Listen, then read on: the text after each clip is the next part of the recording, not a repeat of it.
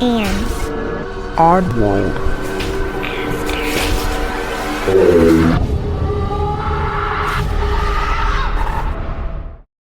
Hey Oddballs, I'm your host Jensen, and welcome to episode 136. Alright, we're jumping right in today, and we're going to learn about another psychic intuition, so here we go. It's Lesson time. Today's psychic lesson is goal-focused psychic intuition. Goal-focused psychic intuition is a combination of deductive and random intuition. Using this method, you can make a conscious effort to gain certain insights through psychic intuition. You can attempt to use your intuitive ability for a specific goal. Focused psychic intuition is the kind that is normally employed by professional psychics and others who already understand and use their intuitive abilities on a constant basis. When you ask a fortune teller to give you an answer about a specific problem in your life, the psychic will connect to her intuitive source and focus on the requested information. Then she waits for her mind to download the information requested. Professional psychics who work with the police will often familiarize themselves with some of the facts of the case they are working on. Examining a piece of evidence or a photograph from a crime scene could provide intuitive information, and an actual visit to a specific location may lead to new clues. Some of the information may be drawn from deductive intuition, and some may be generated at random, but all clues gathered are related to the specific goal of psychic trance. Okay, so there are the three psychic intuitions. We have deductive psychic intuition, random psychic intuition, and goal-focused psychic intuition. And I find this all very interesting, and each one is used so specifically. It actually made me think the other day, my husband was talking about something and I said, well, just look it up. And he goes, oh, no, it'll come to me. And I said, oh, hey, that is your deductive psychic intuition. And I mean, of course, he just looked at me like I was crazy because he's more technical minded and I'm more, I don't know, free spirit, open minded. I don't know. I don't know what I am, but I do know I'm open to this stuff and I find it fascinating and I hope you find it fascinating too. But let's go ahead and move on to stories. This comes from Monkey Guy 999 on Reddit.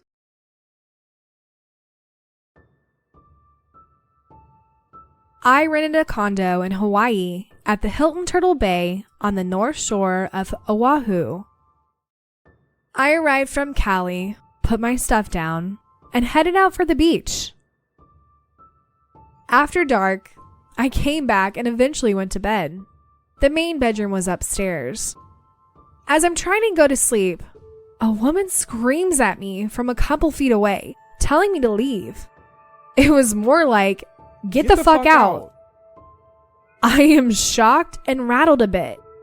I say to myself, hypnagogic or whatever it's called hallucinations, and try to make myself go back to sleep.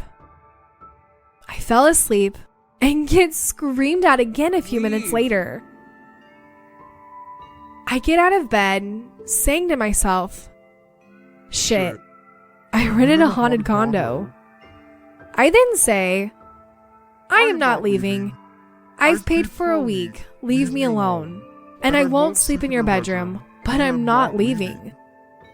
The next day, my good friend shows up. I tell him he can sleep in the main bedroom. He gives me a calculating look. That night, after some fun adventures, he heads upstairs to go to sleep. I sit on the couch watching the news. He comes walking down about 30 minutes later and says, I am a serious dick for not warning him. I innocently ask him what he's talking about. He says some lady was screaming at him upstairs. I crack up and tell him he's gonna have to sleep on the couch.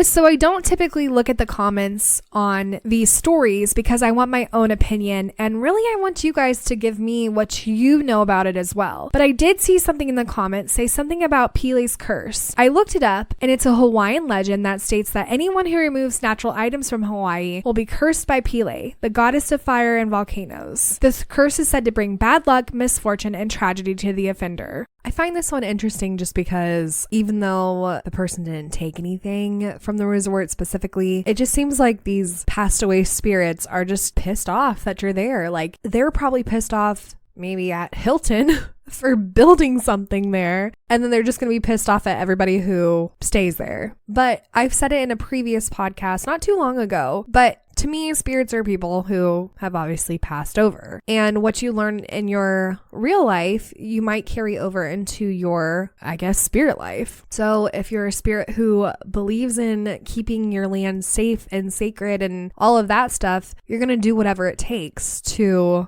get the people off your land, right? I mean, in my mind, that's kind of what's going on here. Now, I'm sure not all of the spirits that are on the island are negative, but I don't know. This would freak me the hell out. I would probably sleep on the couch too, but truthfully, I don't know. Depends on the day. I would definitely investigate it just because I'd be curious. Pretty much every place that I go to, I bring some kind of ghost equipment, just because I'm just so curious as to who is out there. And yeah, that would have definitely come in handy in this situation. But I don't know. What do you guys think? Have you heard of this Pele's curse? Let me know. And we're going to go ahead and move on to the next story. This comes from silent_chemistry 8576 on Reddit.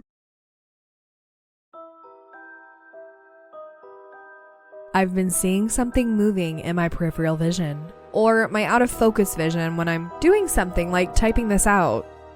I keep seeing something there, but gone in a second. Sometimes it is white. Others, I feel like it's scurrying around. It is raining and I have a light on, so I can do some stuff before calling it a night. Anyone have any idea what this is?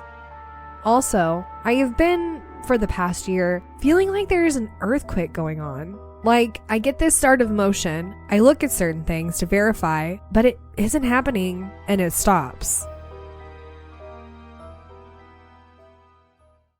So this could be one of two things. It could obviously be paranormal, or it could be like anxiety or vertigo causing like that earthquake feeling, which could be something you might want to get checked out by a doctor, because that would worry me, feeling earthquakes all the time. Like I would personally get that checked out. But also I do see things out of the corner of my eye a lot too, but mine are usually like shadow figures type things, and I've never seen anything white. So that's totally different. And obviously like everybody's different. But if this person is seeing certain things out of the corner of their eye, and the earthquake feeling thing, because I have heard that could be paranormal type thing, like that could be your intuition type thing, like psychic type thing. But let's just say those two go hand in hand, and someone on the other side is trying to tell you something, or like your spirit guides, whatever you believe in, are trying to tell you something. What it is, no, I can't tell you that. But on the other hand, just me as a person, even though I do believe in the paranormal wholeheartedly,